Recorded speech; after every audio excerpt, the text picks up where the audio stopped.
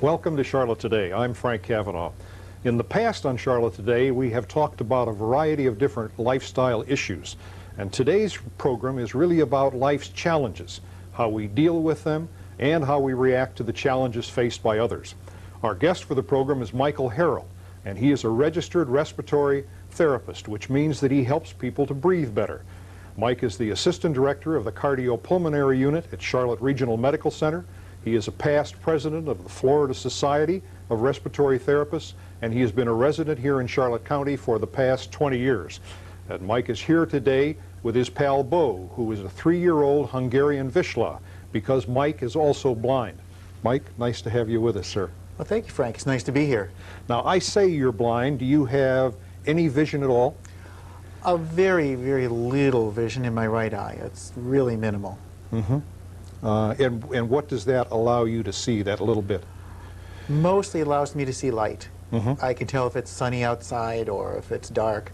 Yeah. I get hints about where windows may be, but it's not much to count on. Right.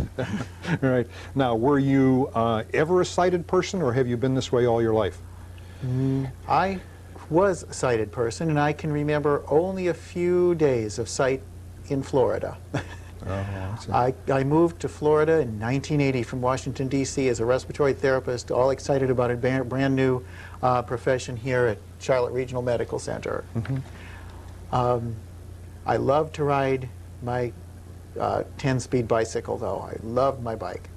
So 6 weeks after we moved here, I was riding home from work and ran into a 18-year-old in his square-back Volkswagen station wagon, and I came out the short end of that deal. Mm-hmm. I was thrown up onto the hood of the car. My head hit into the windshield, the left side, and I rode the car out into 41, slid off the hood and onto the pavement.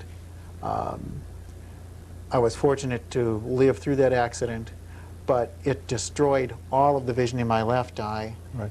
And I had very, very little vision in my right eye at that point anyway. I was born with congenital glaucoma, which was an eye condition that had damaged most of the vision in my right eye previously. Mm-hmm. So I was left with what little vision I had in my right eye. That was all I have, and it's only gotten worse since then. Yeah.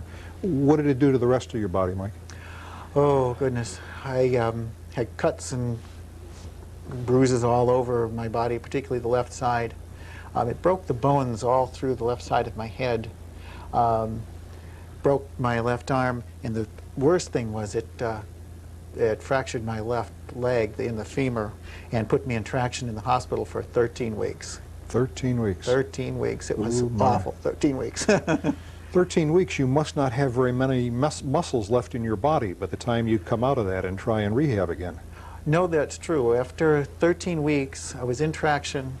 Then they made this cast brace for me that I had to put on my leg, and it meant that I couldn't put any weight on my leg at that point. So even after that 3 months in the hospital, I had the cast brace on. I couldn't use the muscles in that leg still. It was another 3 months before I could even use the muscles in that leg. And when they finally took the cast brace off and I felt my leg, I thought I was going to cry. Sure. There was nothing left of it. It was just a thin stick. It was all, that's all it was. Yeah. Yeah. Now, you said you had just started the job at medical center when this happened. You had been there how long? I'd been there 6 weeks. 6 weeks. What were your thoughts at that point as to your future with them? Well, you know, you have to remember that when I went into that hospital, I was sighted and everything was fine. I went through a traumatic accident lying in the hospital. It took several weeks before anything started to really dawn on me at all. And then as I started to think about what this meant,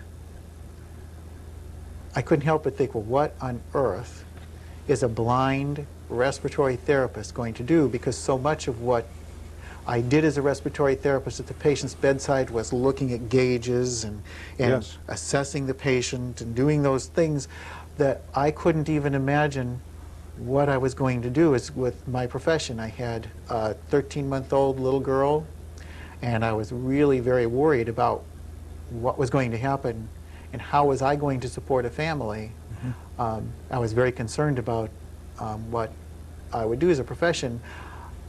At first, I didn't even imagine that the hospital would want to take me back and keep me as an employee.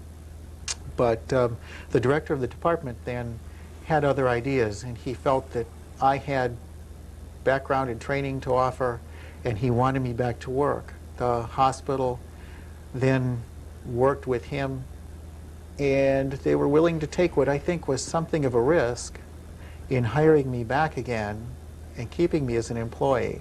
So I really appreciated their willingness to step out. That was back in 1980, and things like the ADA, the Americans with Disabilities Act, and other legal protections didn't exist. Right. Yes.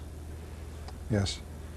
And it would be reasonable to think that an employer would not want you back with all of those kinds of limitations. Yeah, that's true. And I myself was in a new situation, and I was unsure of myself at that point. I'd have to say that I'm real thankful that the Lord had other things in mind for me. Sure. Sure, a nice credit to those folks that they reacted that way. Yes, it was. And like I say, I appreciate that opportunity. I would not have imagined then that I would be in the position I'm in now, having been the president of a professional association that represents 9,000 practitioners in the state of Florida, being able to work in a program that operates open heart surgery and all. That would not have been my expectation. Very amazing. What kinds of activities did your professional life take you into then as you began to work back into not only respiratory therapy but other kinds of things? Well, my primary responsibilities when I first came back were in education, teaching the staff. I dealt a lot with setting up policies and procedures for the department. And I also did the pulmonary function testing for the department. And that was that was probably one of the more interesting things I did, because pulmonary functions, normally you would have to follow graphs and see the swings of needles and graphs and digital displays and the like. But I worked with a company that provided voice synthesis. Computers run pulmonary functions equipment now, and did even way back in 1981. And it meant that the computer would speak to me and tell me the things that were happening as I performed the test. Right. And that was really exciting to me, to have that kind of technology available to me. And I think the patients who watched what was going on were also interested in what was happening. It provided a little conversation as we were doing the tests. Yeah, they got to listen to it. Did you listen to it with headphones, or did they listen to it as well? They listened to it as well, because I had to move so much. Right. You were working with the patient and back and forth. It meant I had to be free to move, so I had to just listen. So it was kind of an education for them as well. Yes, it was. And they quite often had questions as to what was going on, but I never, all of the time I did the pulmonary functions in that way, I never had a patient express any concern. Sure. There was never anyone who was confused as to what was going on. They were just excited and appreciated it. Probably more reassured because they were more aware of what was going on. Yeah, yeah. We'll be right back, and we'll talk more with Michael about how he and Bo came to meet, and how his life changed after that, right after these messages.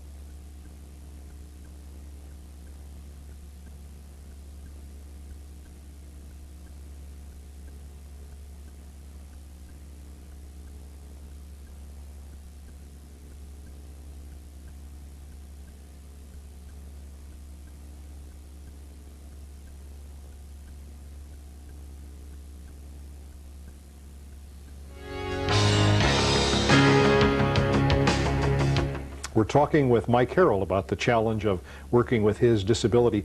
You mentioned in respiratory therapy that there were voice synthesizers, and then that was before they regularly came along for computers, and before they were available to a great many other people, wasn't it? Yes, it was, and that really was what kind of interested me, is that I had never even considered such a thing.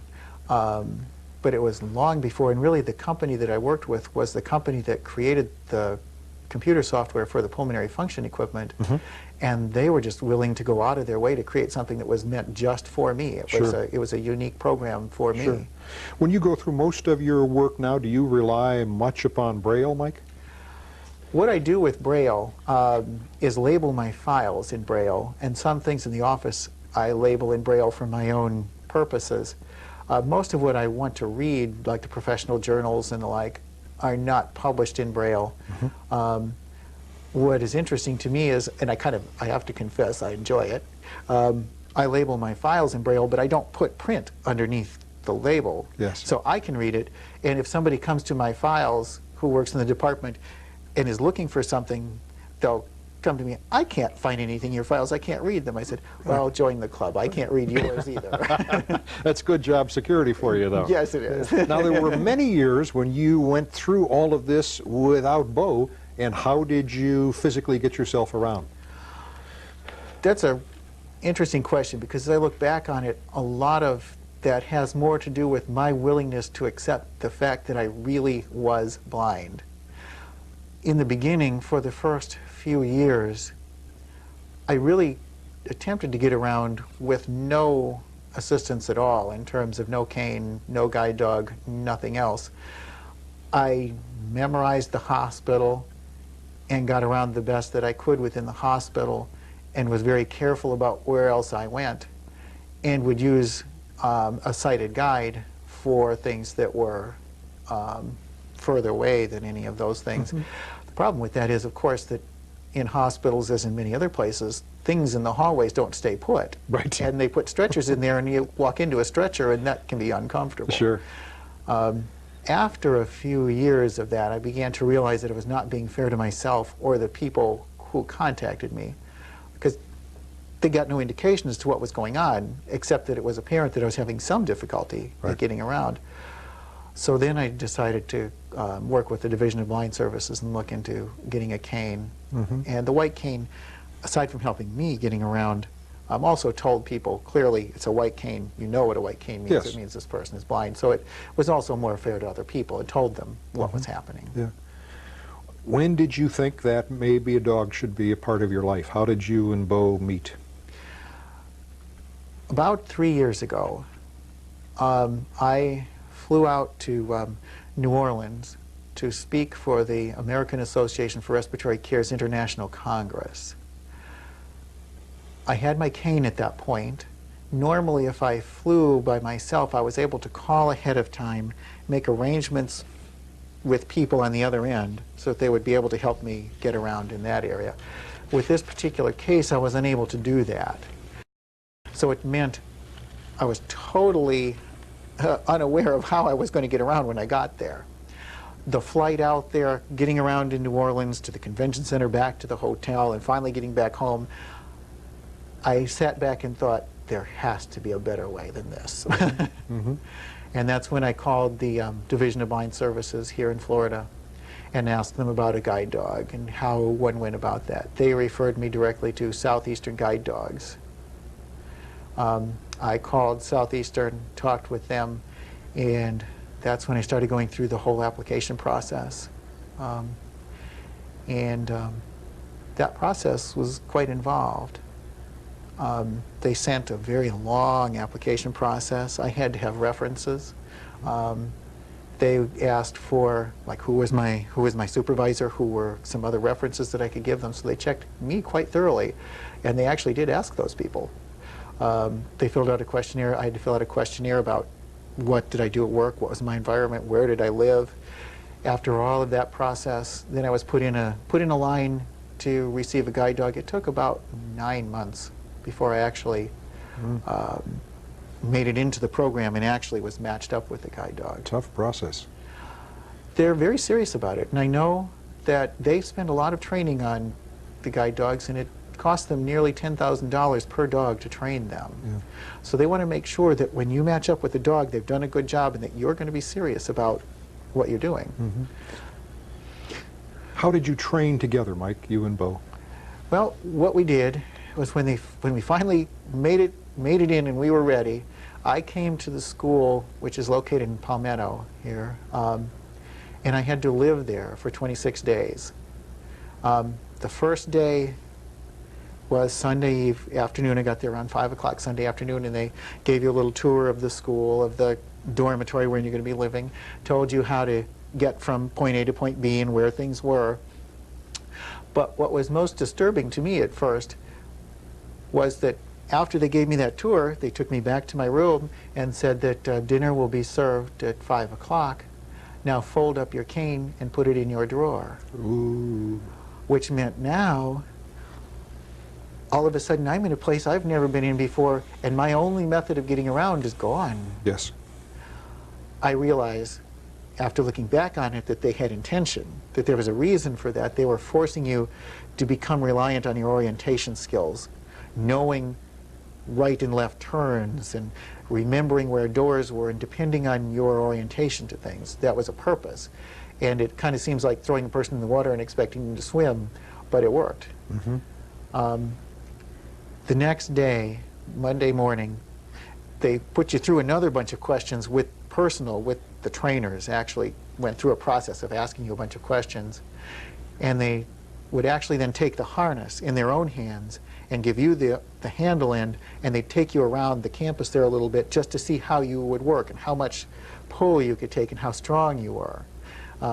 Then they all got together in this group and discussed it and pulled all of the dogs that they had available, and then they would individually match up each person with their guide dog. Yes. Then they all got together, we all sat in the living room area, and they would one by one bring the dog out and have you call the dog to you. And when they brought Bo out, they told me to call Bo, and oh, it was exciting. Yes. He came bouncing over and was just thrilled to meet me, and I was thrilled to meet him. Mm-hmm. Must be a tremendous amount of trust involved the first time in that training process that they have you go wherever you go and work in traffic or something. Yeah, it is. It's a very intense experience. It's exciting. It was a lot of fun, but it was also kind of frightening. And you're so intent on what you're doing that everything else is outside. Mm-hmm. And you're focused on that one thing, and trust is what they're building in that process. Yeah. They went through a lot of training on the campus, and they have a lot of sidewalks and areas there. But it is, it's quite a unique feeling the first time you grab the harness and you give them the command forward, and you feel the dog move, and you go with him, and now you're supposed to feel his movements and go with him. That takes a time to build that kind of relationship and to know what his movements mean, and for him to know what I'm doing and how we work together. And Sure. that's what took those 26 days. Do you remember when you got back home and the first time that you and Bo ever tried to go anywhere by yourself? Oh, my first experience of really feeling that personal independence was quite an experience. We'd been home, I think, maybe a couple of weeks, and I kept trying a few outings around the neighborhood and getting just a little bit further out and trying different things.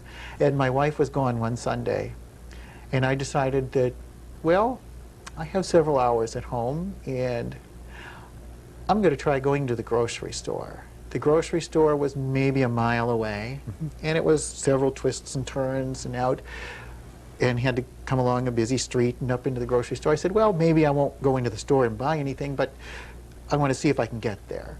So worked with Bo. We actually made the whole route, got to the grocery store, and I was standing outside the grocery store and said, well, you can at least go in and see what happens. So I said, forward in, and the doors opened, we went in, and we got into the store a little ways, and this gentleman who worked for the store saw us and said, oh, can I help you? So I said, well, there's no time like the present but to try. So I said, yes, I want to buy some bananas and milk. So we went together, and I told him what I needed. He helped me get the stuff. We went to the cash register. The cashier actually spoke to me, and I got to pay this cash register. There's a person at the cash register, the cashier. We went out of the store and turned around and went in front of the store, and just as I was leaving, it suddenly hit me exactly what I'd done. 18 years of my life, I had been blind and never had gone out by myself to shop. I had always been with somebody else. So it was always me and somebody. But I had, for the first time in 18 years, realized that now my human dignity and independence have been restored to me. And that was amazing. Wonderful story, Mike. Wonderful. We'll be right back after this message, and we'll talk about how Mike next learned to scuba dive.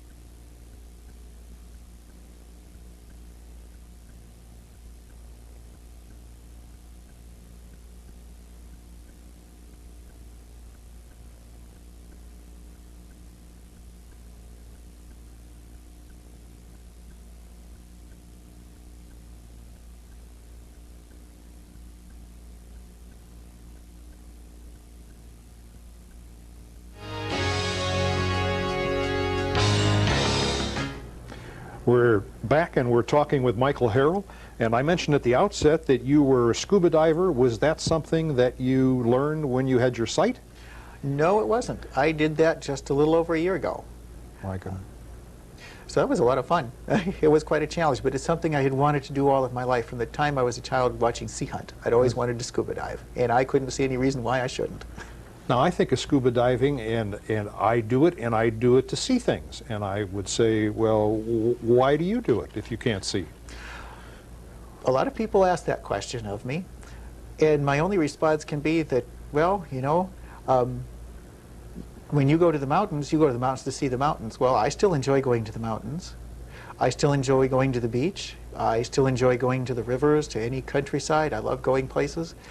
There are a lot of other ways of perceiving the world around you other than seeing them.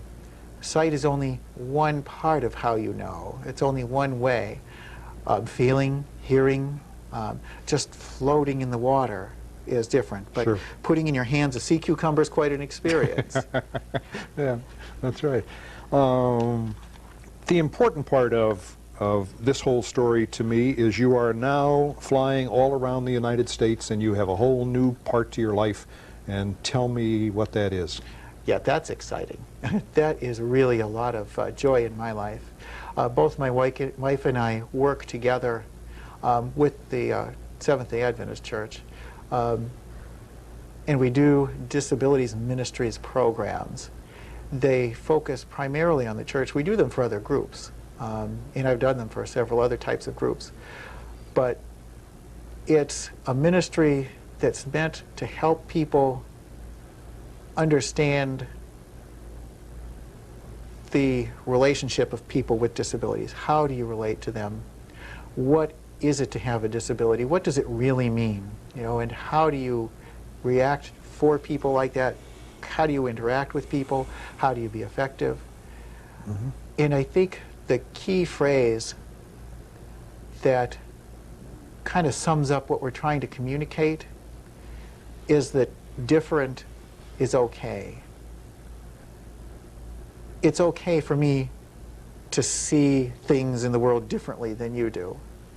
It's okay for a person who sits in a wheelchair and gets around in a wheelchair. It's okay for them to get around that way. It's okay for a person who is deaf to use sign language and to understand their world that way. Feel comfortable with it. Learn how to interact with people like that.